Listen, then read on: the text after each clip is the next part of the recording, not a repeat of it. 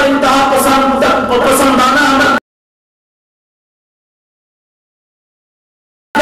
صحیح عمل پیدا ہو سکتا ہے. ایک مسلمان اللہ رسول کی تعلیمات پر انتہا پسندانہ عمل کرے اور اس کو انتہا پسند کہا جائے تو یہ ہے کیوں ہو سکتا ہے؟ ہاں الحمدللہ انتہا پسند ہے, ہمیں یہ کام ہے غسل کو بول بتاؤ صحیح ہے یا غلط ہے؟ انتہا پسندی کوئی عیب نہیں ہے, کوئی برائی نہیں ہے. تو یہ دعویٰ میرا جو مدارس انتہا پسندی سکھاتے ہیں, بڑا دہشت گردی ہرگز نہیں. یہ صرف اور صرف عوام اور علماء میں دنیا پیدا کرنے کے لیے, مدارس سے دور کرنے کے لیے, مساجد سے دور کرنے کے لیے. میں آپ مسلمان بھائیوں سے گزارش, شروع میں جیسے میں نے عرض کیا, جب دین ہماری سب سے بڑی ضرورت تو دینی مدارس کی ہماری سب سے بڑی ضرورت, علماء کی ہماری سب سے بڑی ضرورت. کالج یونیورسٹی سے مجھے انکار نہیں, لیکن کالج یونیورسٹی سے بھی بڑھ کر, سیوریج سے گیس اور جناب واٹر سپلائی سے بھی بڑھ کر, اچھی اچھی ہاؤسنگ اسکیموں سے بھی بڑھ کر مسجد اور مدرسہ ہماری ضرورت ہے. صحیح بات ہے یا غلط بات ہے؟ پرانی قانونیوں میں بھی گزارا ہو جائے گا, واٹر سپلائی کے بغیر گزارا ہو جائے گا, بجلی کے بغیر گزارا ہو جائے گا, مگر اللہ کی قسم قرآن کے نور کے بغیر گزارا, شریعت کی روشنی کے بغیر گزارا, علماء حق کے بغیر گزارا نہیں ہو سکتا. اب تو گھبرا کے کہتے ہیں کہ مر جائیں گے, مر کے بھی اگر چین نہ پایا تو گزر جائیں گے. بتاؤ دنیا میں زیادہ سے زیادہ یہ عیاشی کے سامان نہ ملے تو مر جاؤ گے, لیکن اللہ کی قسم رب کا دین نہ ملا تو مر کر بھی چین نہیں پاؤ گے. اس لیے دین کو اپنی زندگی میں لاؤ, ان مدارس کی اہمیت کو سمجھو. یہود و نصارہ دیکھو, کسی کو اگر کسی سے مجھے اگر جسم میں جہاں درد ہے میں ہاتھ وہیں رکھوں گا یا نہیں؟ اگر مجھے گھٹنے میں تکلیف ہے میں ہاتھ سر پہ رکھوں گا, بولنا, اور اگر سر میں درد ہے میں گھٹنا پکڑوں گا نہیں. جس کو جہاں درد ہوتا ہے ہاتھ بھی وہیں رکھتا ہے.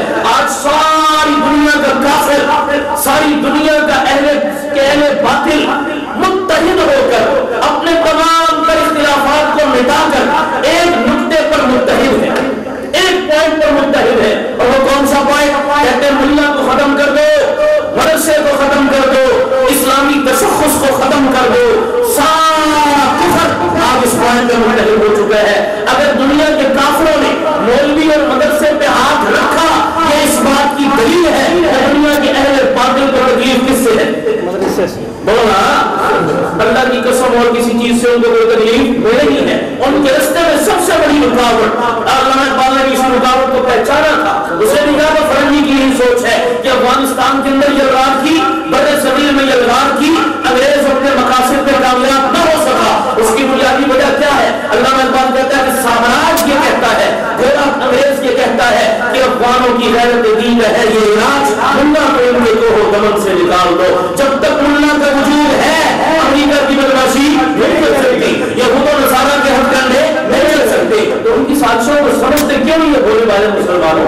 تم ان کا کام کیوں آسان کرتے ہو؟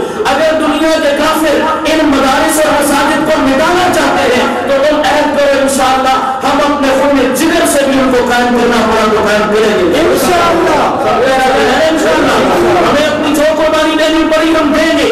اگر وہ اپنے ڈالر پانی کی طرف بڑھا رہے ہیں کہ ان کے نصاب کو بدلو, ان کو بدنام کرو, میڈیا پہ ان کو ذلیل و رسوا کرو, اگر وہ ڈالر پانی کی طرف بڑھا رہے ہیں تو ہم اپنا پیسہ لگا کر اپنی پائی سے انشاءاللہ ان مدارس کا تحفظ کریں گے انشاءاللہ. کرو گے انشاءاللہ. ہمارا حق بنتا ہے, علماء پر احسان نہیں, رب کے دین پر احسان نہیں, اللہ کے نبی پر احسان نہیں, یہ ہماری ایمانی غیرت کا تقاضا ہے. ہم اپنی سیاسی لیڈروں کے لیے غیرت کھا سکتے ہیں, اپنی سیاست کے لیے غیرت کھا سکتے ہیں, اپنی برادری اور علاقے کے لیے غیرت کھا سکتے ہیں, تو ہماری دینی غیرت کا تقاضا ہے ہم رب کے دین پر غیرت کھائیں. اصل غیرت کھانے کی یہ چیز ہے. ہم باقی معاملوں میں بڑے غیور, اللہ کے دین کے معاملے میں کیوں بے غیرت بن جاتے ہیں؟ تو مسئلہ بن کر دیکھتے رہے, دین کو مذاق اڑایا جاتا رہے, علماء کی توہین ہو, علماء کو شہید کیا جائے, اللہ کے قرآن کا مذاق, اللہ کے نبی کا مذاق, ہم سے رسالت کی دھجیاں اڑائی دے اور ہم تماشائی بن کر نہیں میرے بھائیو, کیا فائدہ ہے ایسی مسلمانی کا؟ اللہ مسلمانوں کو غیرت نصیب فرما. آمین کہو سارے. اجازت ہو تو میں ایک بات اور عرض کر لوں, توجہ کیجیے گا. بات آپ سے رسالت کے حوالے سے آئی تو میں آپ کو یہ پیغام دینا ضروری سمجھتا ہوں. میرا دل تو تھا کہ میں اس موضوع پر تفصیل بولتا, لیکن وقت اجازت نہیں لے رہا. اس لیے میں آپ سے آج چونکہ احتجاج ہو رہا پورے ملک میں, اس لیے میں آپ کی خدمت میں بھی گزارش کرنا چاہوں گا. ہمارے معتبر اندیش حکمران ناموس رسالت کے اس قانون کو, اس نازک مسئلے کو, یہود و نصارہ کو خوش کرنے کے لیے اس سزا میں ترمیم کرنا چاہتے ہیں جو آپ کی پارلیمنٹ نے پاس کی ہے.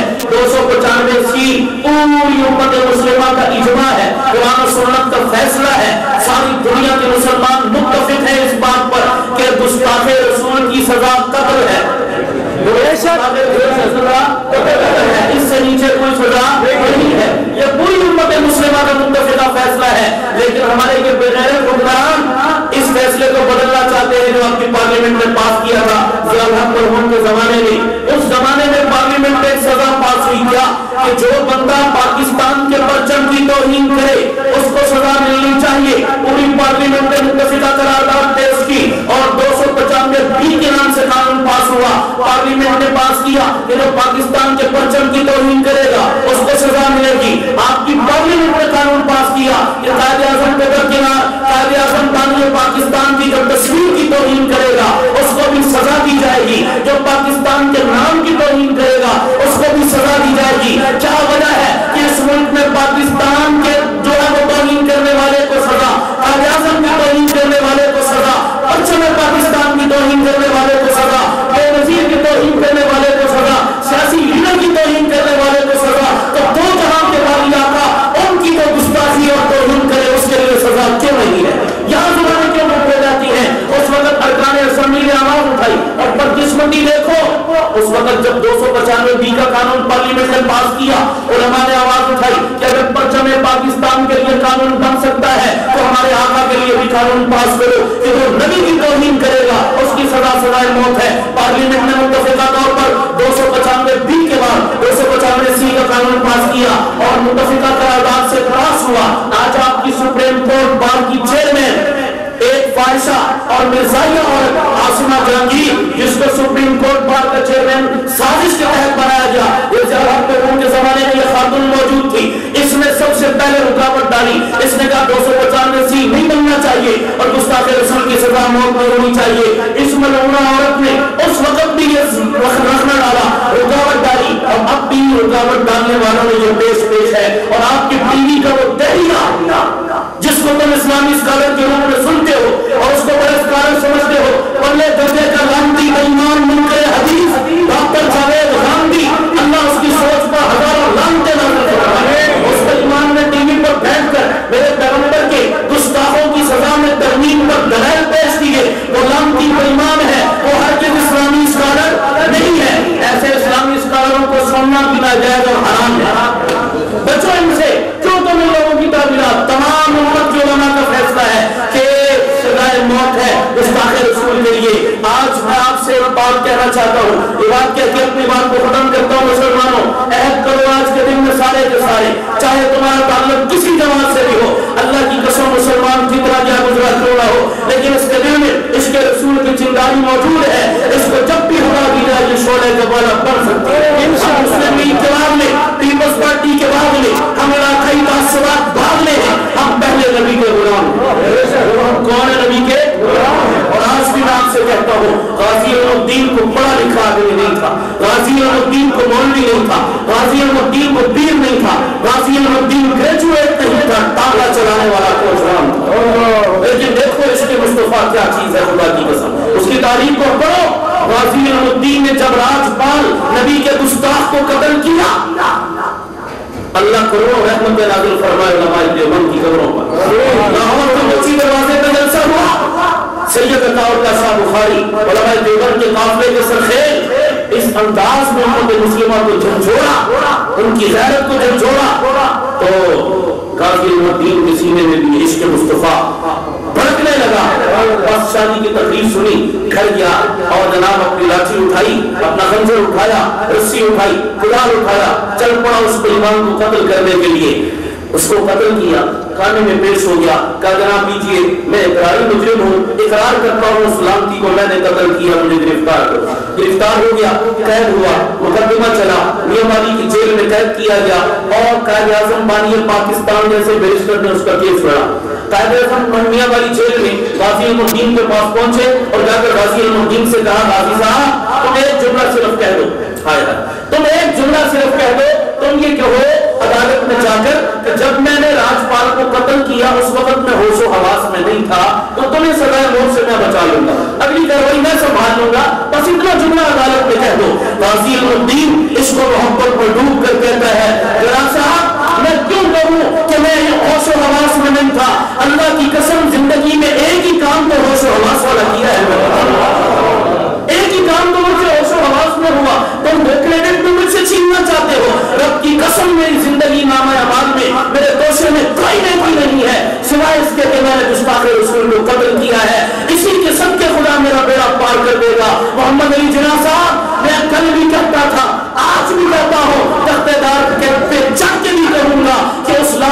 خاطر میں تھا حضور کی شفاعت مجھے کی، اور مجھے حوصلہ کیوں ملا؟ کہنے لگا حوصلہ اس وجہ سے ملا کہ جب سے میاں والی کی کار کوٹری میں آیا ہوں، خدا کی قسم ہر دوسرے دن کالی جمعے والے کی زیارت حضور مجھے تسلی دیتے ہیں، حضور میرے لیے شفاعت کا سامان بنتے ہیں، میرے حوصلے بلند ہیں، مجھے کوئی دنیا کی طاقت جھکا نہیں سکتی۔ غازی الدین کو پھانسی دے دی گئی انگریز کے کالے قانون کے مطابق۔ مسلمانوں، لاہور کی گلیوں میں، لاہور کے مال روڈ پہ غازی الدین کا جنازہ نکلا، خدا کی قسم زندہ دلانے لاہور نے پھولوں کی پتیوں کی بارش کر کر کے لاہور کی گلیوں اور سڑکوں کو بھر دیا۔